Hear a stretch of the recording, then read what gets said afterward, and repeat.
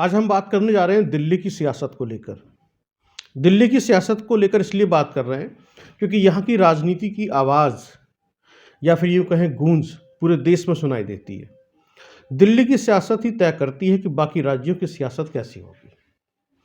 इस वक्त दिल्ली के अंदर दिल्ली के मुख्यमंत्री अरविंद केजरीवाल और LG lieutenant governor Vinay Saxena आमने सामने हैं।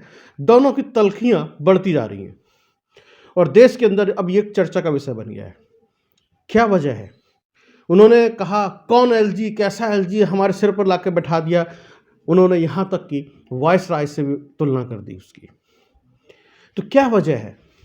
क्या कहना चाहते हैं दिल्ली के मुख्यमंत्री अरविंद केजरीवाल? इसी पे बातचीत कर रहे हैं डॉक्टर ब्रजपाल त्यागी से। डॉक्टर ब्रजपाल त्यागी एक समाज सेवी हैं और राजनीति की अच्छी परख रखते हैं और सामाजिक मुद्दों को लेकर बहुत ज़्यादा मुखर रहते हैं।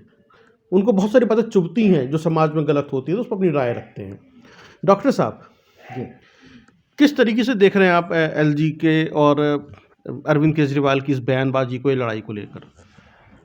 जो अभी सुनने में आया है कि एलजी साहब कुछ टीचर्स को फिनलैंड जाना था अपनी ट्रेनिंग के लिए और स्कूल और एजुकेशन को अच्छा बनाने के लिए दिल्ली में, वो उसके लिए एलजी साहब ने उनकी फाइलें वापस कर दी हैं। जबकि ऑनरेबल सुप्रीम कोर्ट ने 2 बार ये आदेश किया है कि एलजी साहब अपने कामों तक सीमित रहें। जो उनको कुछ 3 काम बताए गए हैं वो 3 कामों तक सीमित रहें और वो मिलजुल कर अरविंद केजरीवाल जी के साथ इसके डेवलपमेंट में मदद करें दिल्ली के। जो सुनने में आ रहा है वो ये आ रहा है कि जो मोहल्ला क्लिनिक चले हैं उनको डिस्टर्ब करने की कोशिश की जा रही है। जो एजुकेशन सिस्टम है उसको डिस्टर्ब करने की कोशिश की जा रही है और जो उनमें एम्प्लॉय काम करते हैं उनको सैलरी टाइम से नहीं दी जा रही है। तो ये सब जो चीज़ें हैं ऑनरेबल सुप्रीम कोर्ट पहले ही बता चुके हैं कि उनको इन कामों में इंटरफेयर नहीं करना चाहिए।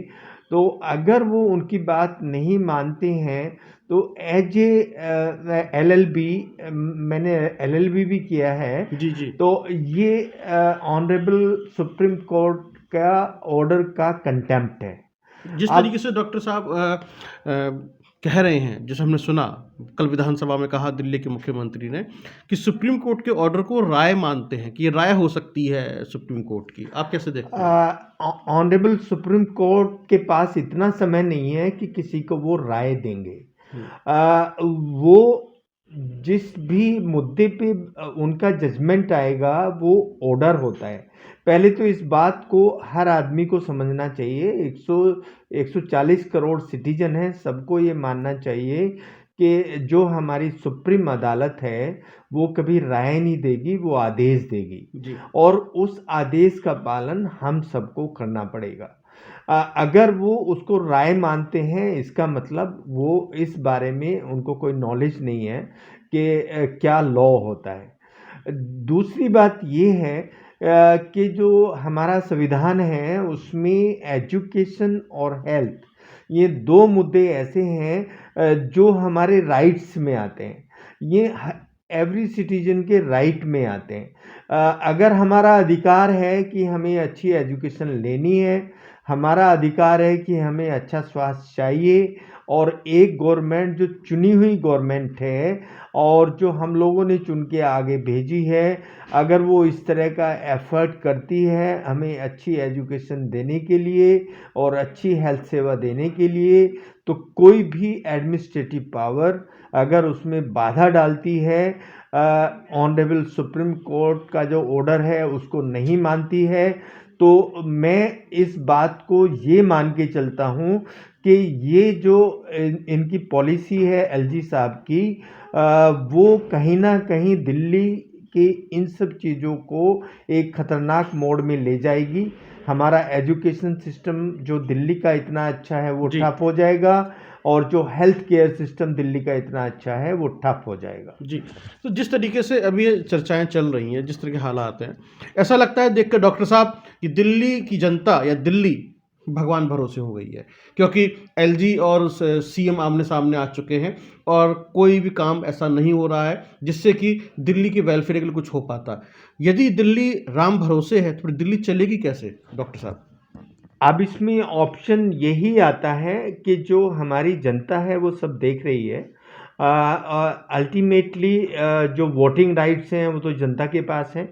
अभी कुछ अपने प्रदेश हैं उनमें इलेक्शंस आ रहे हैं, आगे दिल्ली में भी इलेक्शंस आएंगे, उसके आसपास भी इलेक्शंस होने वाले हैं। अब अभी जैसे यहाँ निकाय चुनाव होंगे जी। या आसपास एनसीआर में चुनाव होंगे, तो हमारी जनता उनसे कैसे बदला ले सकती है? उनसे बदला ले सकती है कि जो अच्छा काम करेगा हमें उसे ही इलेक्ट करना है। हम उसके बस में नहीं हैं। फोर्सफुली वो हमें ये नहीं कह सकते हैं कि नहीं हम आपकी गवर्नमेंट को हटाएंगे और हम दूसरी कोई गवर्नमेंट लाएंगे। आपने बहुत बड़ी बात कह दी है कि दिल्ली का यानी कि जो असर है, जो मैं समझ पा रहा हूँ, दिल्ली का जो असर है वो आसपास के राज्यों में और स्पेशली उत्तर प्रदेश में देखने के लिए मिलेगा जो उससे लगे हुए हैं। तो जो चुनाव का आपने जैसे जिक्र किया, नगर निगम चुनाव भी हैं उत्तर प्रदेश के अंदर, उत्तराखंड के अंदर, वहीं 5 राज्यों में विधानसभा चुनाव भी होने हैं, फिर 2024 में भी लोकसभा चुनाव होने, तो ये सारी कवायद उसी को लेकर है। तो जिस तरह से अरविंद केजरीवाल कहते हैं या मैं यूँ कहूँ आम आदमी पार्टी कहती है कि एलजी साहब जो हैं बीजेपी के आदमी हैं, उन्हीं के प्रवक्ता के रूप में या उनके आदमी के रूप में काम कर रहे हैं, तो क्या बीजेपी और आम आदमी पार्टी आमने सामने आ चुके हैं?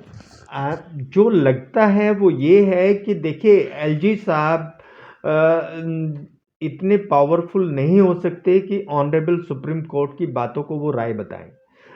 इस बात से हम भी सहमत नहीं हैं और हम अपनी ओर से यही बताना चाहते हैं। हम भी इस समाज के एक डॉक्टर हैं, वकील भी हैं, तो हम ये बताना चाहते हैं कि जो एक समाज को अच्छी जगह ले जा रहा है चीफ मिनिस्टर, और जो अच्छे काम कर रहा है, जो हम लोगों ने भी एज ए डॉक्टर देखा है, जब काला फंगस आया था एम्फोटेरेसिन इंजेक्शन यूपी में पैसे से मिल रहा था, दिल्ली में फ्री मिल रहा था। तो एक ही उदाहरण से हम समझ जाते हैं कि हेल्थ केयर सिस्टम किसका अच्छा है। अब हेल्थ केयर सिस्टम को बिगाड़ने के लिए अगर आप जो डॉक्टर हैं उनको सैलरी नहीं देंगे, एम्प्लॉय को सैलरी नहीं देंगे, उनकी फाइल पे साइन नहीं करेंगे, तो इसका मतलब क्या है कि आप जो वो अच्छे काम कर रहे हैं हेल्थ केयर को लेकर, एजुकेशन को लेकर, वो उनकी छवि खराब करना चाहते हैं। इसको हर एजुकेटेड आदमी समझता है। डॉक्टर साहब बीच में मैं रोक रहा हूँ आपको। जैसे अभी आपने जिक्र किया, एक चर्चा ने एक नया एक और पहलू जन्म लिया इसने।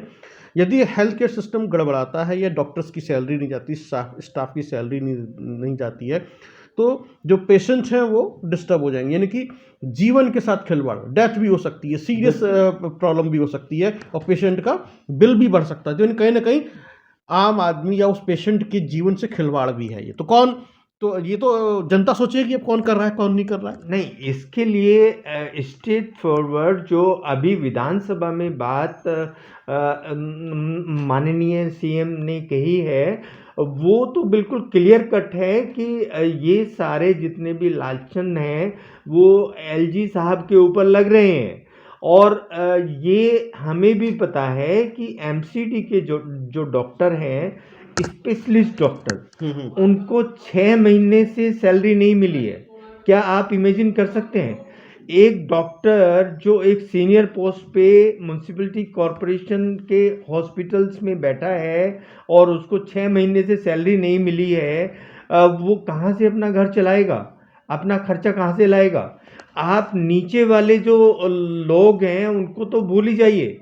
जब एक सुप्रीम पावर हॉस्पिटल में डॉक्टर होती है, उसी को आप सैलरी नहीं देंगे तो किसको सैलरी देंगे? जी डॉक्टर साहब, चलते चलते आखिरी सवाल आपसे। दिल्ली की इस पूरी लड़ाई में, जैसा मैं कह रहा हूँ, दिल्ली की जनता भगवान भरोसे, इसके ऊपर फाइनल कमेंट, आखिरकार दिल्ली में होने क्या वाला है या क्या होने चाहिए दोनों?